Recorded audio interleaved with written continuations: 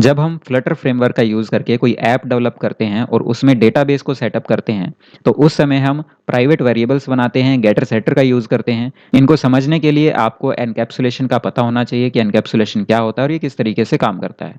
तो चलिए VS code पे मैं आपको बता देता हूँ, और यदि आपको नहीं पता है कि वीएस कोड में डार्ट का सेटअप कैसे किया जाता है, तो उसके लिए वीडियो आपको हमारे चैनल पर देखने को मिल जाएगी। तो यहाँ पर वीएस कोड में मैंने एक कंसोल एप्लीकेशन बनाई हुई है डार्ट प्रोग्रामिंग की। यहाँ पर लिब फोल्डर में आप देख सकते हैं मेन फंक्शन का कोड किया हुआ है। तो एनकैप्सुलेशन के लिए हमें एक अलग फाइल क्रिएट करनी होगी और उसमें एक क्लास बनानी होगी। लिब फोल्डर पे आपको सिलेक्ट करके राइट क्लिक करना है और एक न्यू फाइल यहाँ पे क्रिएट करनी है। इसका नाम मैं दे देता हूँ एनकैप डॉट डार्ट। आप कुछ भी नाम रख सकते हैं, लेकिन एक्सटेंशन डॉट डार्ट लगानी होगी आपको डार्ट फाइल बनाने के लिए। अब यहाँ पे मैं एक क्लास बना देता हूँ। क्लास का नाम मैं रख देता हूँ बैंक अकाउंट, और करली ब्रैकेट्स में यहाँ पे दो वेरिएबल बनाते हैं, एक पब्लिक वेरिएबल बनाऊंगा और एक प्राइवेट वेरिएबल, ताकि आपको प्राइवेट वेरिएबल का कॉन्सेप्ट समझ में आ सके। तो यहाँ पे पब्लिक वेरिएबल बनाते हैं, स्ट्रिंग इसका डेटा टाइप है, और ये है account number is equals to 1 2 3 4 5 semicolon.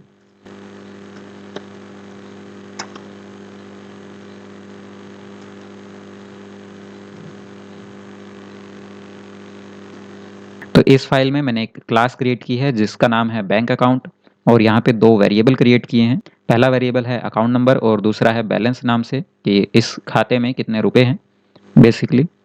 तो किसी भी वेरिएबल को जब आपको प्राइवेट बनाना होता है तो उसकी शुरुआत में आप इस तरीके से अंडरस्कोर लगा सकते हैं, और अब ये वेरिएबल जो है प्राइवेट बन चुका है।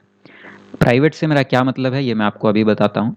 अब मैं आप यहाँ पर जो है मेन फाइल में आ गया हूँ। यहाँ आने के बाद हम एक ऑब्जेक्ट क्रिएट करते हैं बैंक अकाउंट क्लास का यूज़ करते हुए।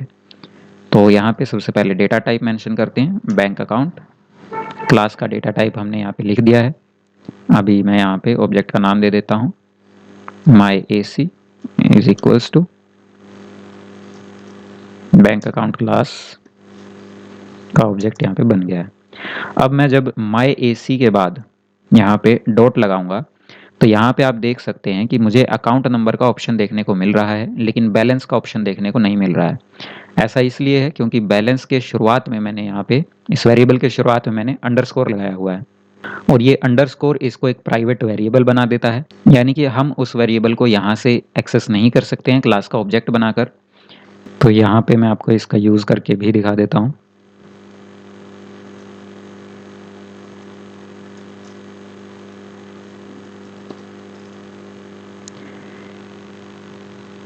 तो माई अकाउंट के आगे जब आप डॉट लगाते हैं तो यहाँ आपको अकाउंट नंबर का ऑप्शन देखने को मिल रहा है। अब मैं इस प्रोजेक्ट को रन करता हूँ, तो यहाँ पे रन विदाउट डीबगिंग कर देते हैं, और नीचे कंसोल पे आप देख सकते हैं जो हमारा अकाउंट नंबर है वो प्रिंट हो गया है। लेकिन यदि मैं यहाँ पे चाहूँ कि मैं बैंक अकाउंट में जितना बैलेंस है उसको भी वहाँ प्रिंट करवाऊँ, और उसके लिए मैं डॉट के बाद यहाँ पे इसको पेस्ट कर देता हूँ। तो यहाँ पर बैंक अकाउंट नाम की क्लास के अंदर जो हमारा बैलेंस नाम का वेरिएबल है उसमें जो वैल्यू स्टोर है उसको एक्सेस करने के लिए मैंने यहाँ पे इस तरीके से कोड लिखा है, लेकिन एक्सेस नहीं कर पा रहा हूँ। जब मैं इसे होवर करता हूँ तो यहाँ पे लिखा हुआ आ रहा है getter balance isn't defined for the type bank account class. तो इस प्राइवेट वेरिएबल को अगर हमें एक्सेस करना है तो हमें गेटर नाम से एक पब्लिक फंक्शन बनाना होगा। तो इसके लिए हम आ जाते हैं हमारी बैंक अकाउंट क्लास की फाइल में। तो इस क्लास के अंदर हमें एक गेटर नाम से फंक्शन बनाना होगा जो कि हमारे लिए बैलेंस गेट करके ला सके। तो यहाँ पर सबसे पहले आपको रिटर्न टाइप लिखना होगा फंक्शन का, जो कि है नम। तो रिटर्न टाइप मैंने लिख दिया है। अब मैं यहाँ लिख देता हूँ इस फंक्शन का नेम बैलेंस गेटर। इसके बाद करली ब्रैकेट्स, और ये हमारा एक फंक्शन बन गया है बैलेंस गेटर नाम से। इस पे एरर इसलिए आ रहा है, ये रेड लाइन इसलिए आ रही है क्योंकि रिटर्न हमने कुछ नहीं करवाया है अभी तक। जब तक हम नम टाइप का डेटा जो है रिटर्न नहीं करवा देंगे ये रेड लाइन यहाँ से नहीं जाएगी। तो इसके लिए मैं आपको करके दिखा देता हूँ रिटर्न, और यहाँ पे हमें नम रिटर्न करवाना है तो हम 100 लगा देते हैं। देखिए यहाँ से ये लाइन जो है हट गई है, लेकिन हमें क्या करना है, जो ये प्राइवेट वेरिएबल है बैलेंस नाम से, ये रिटर्न करना है जब भी इस फंक्शन को कॉल किया जाए। तो इसके लिए हम क्या करेंगे, यहाँ पे इस तरीके से। तो अब जो भी वैल्यू इस प्राइवेट वेरिएबल में होगी वो रिटर्न हो जाएगी जब भी इस फंक्शन को कॉल किया जाएगा।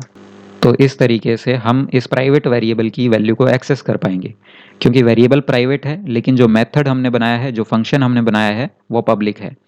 जब हम हमारी मेन फाइल में ऑब्जेक्ट के बाद डॉट लगाएंगे तो हमें गेटर फंक्शन का ऑप्शन देखने को मिलेगा।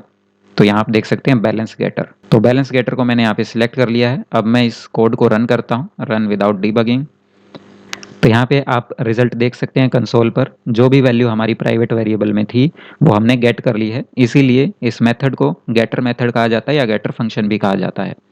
अब मैं आपको बताता हूँ कि सेटर फंक्शन का यूज़ किस तरीके से किया जाता है और सेटर किस तरीके से बनाया जाता है। तो अब मैं यहाँ पर एक सेटर मेथड भी बना देता हूँ जिससे कि हम इस वेरिएबल की वैल्यू को सेट कर पाएँ या फिर अपडेट कर पाएँ।